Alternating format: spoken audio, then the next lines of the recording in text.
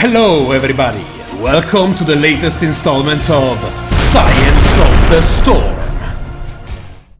We start off this week's episode with a question from Tiani. She wants to know, what is the interaction between Stitch's Shish Kebab and the Unstoppable effect?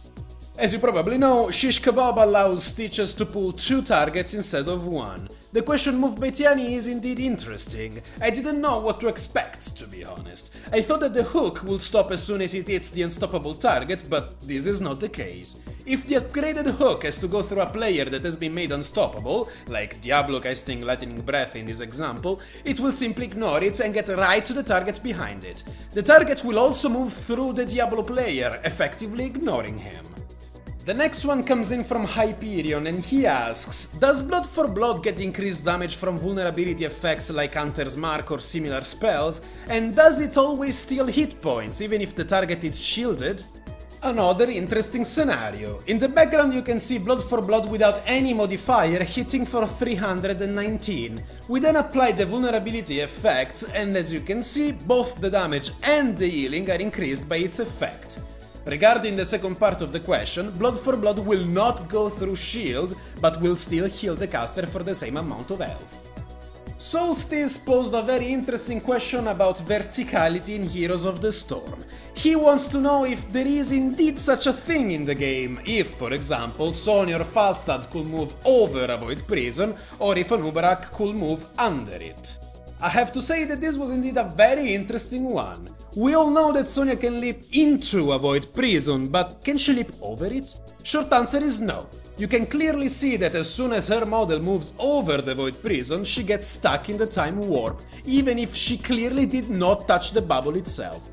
As soon as the prison ends, she finishes her movement to get to the other side. Anub'arak behaves slightly differently. He cannot pass under the VP as he will stop moving as soon as he touches it, just like Sonya, but his travel does not resume once the prison ends. He will stop where he was when he connected to it. We wanted to try it with Falstad and Johanna as well, and these are definitely the 2 scenarios that surprised us the most. No matter how far or how higher up Falstad is from the prison, as soon as he flies over it, he gets stuck. He will resume his movement only as the prison ends. Johanna is another interesting and weird case. By how Falling Sword interacts with spells like Kel'Thuz's Pyroblast, one would assume that the game still registers her position while she is not on the screen.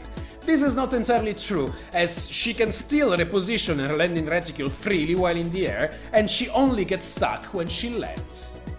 And the last question for today's episode comes from Xaragoth over on Twitter, and he asks, what happens when Mighty Gust and Emerald Wind hit you from 2 different directions at the same time? I have to admit, this was probably the funniest test I had to run so far, and a somewhat unexpected one at that. I expected the target to be squished to one of the side that was not occupied by a knockback, but it turns out that Falstad's Mighty Gust always has priority over Brightwing's Emerald Wind, no matter the timing. We went on and tried the same scenario with both level 20 upgrades for the heroics. It turns out it is a very strong way to stunlock someone. I was actually trying desperately to move out of this situation, but couldn't act at all. My character just felt like a ping-pong ball in a hurricane. This wraps up this week's episode of Science of the Storm. As usual, you can find a link where you can submit your questions on the screen and in the description box below. You can find me on Facebook or follow me on Twitter for the latest science updates, and you can join my chat channel on the EU server by typing Join SunGlare in-game.